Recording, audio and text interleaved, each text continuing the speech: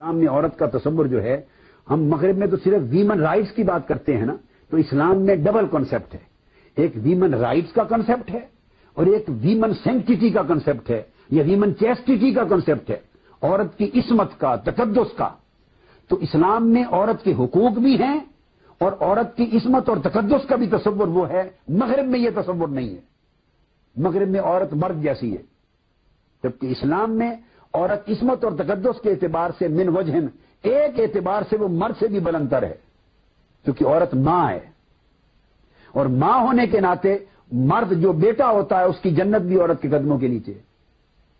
اس نسبت سے عورت بیٹی ہے اور بیٹی ہونے کے ناطے اس کی پرورش کرنا، ماں ہونے کے ناطے اولاد کی جنت اس کے پاؤں کے نیچے. اور بیٹی ہونے کے ناطے اگر ماں باپ اس کی اچھی پرورش کر کے نیک بنا دیں تو ان کی جنت بیٹی کے سبب سے ملتی، وہ بیٹی انہیں جنت میں لے جاتی.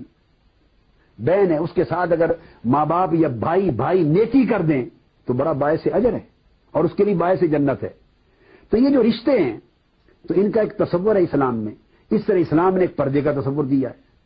اسلام نے اس کی عصمت اور عزت رکھی ہے.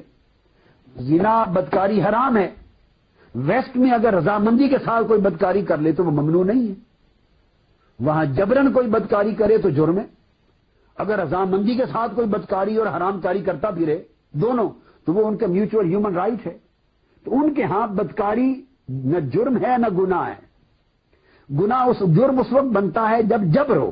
تو پتہ یہ چلا کہ مغرب کی سوسائٹی میں بدکاری برائی نہیں ہے، جبر برائی ہے. اگر اس کی مرضی کے بغیر وداؤٹ ہر کانسنٹ اگر بدکاری کر دی تو اس کا جرم بن گیا، اور اگر ود میوچل کانسنٹ کرتے رہے تو یہ جرم نہیں.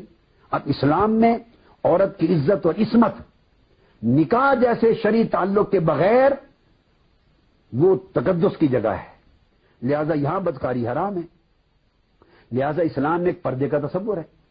سر سے لے کر جسم تک عورت کا جو جسم ہے وہ ایک بڑی قابل قدر چیز ہے، اس کو ڈھانپا جاتا ہے. اس کو ننگا کرنا یہ اسلام میں اس کی عصمت اور اس کے بلند مقام کے منافی ہے.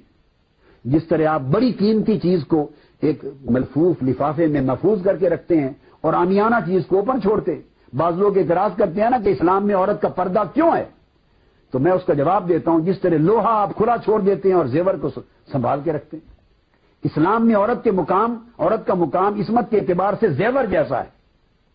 لہذا زیور کو آپ سنبھال کے رکھتے ہیں. اللہ نے عورت کی عصمت اور تقدس کی حفاظت کا حکم دیا ہے.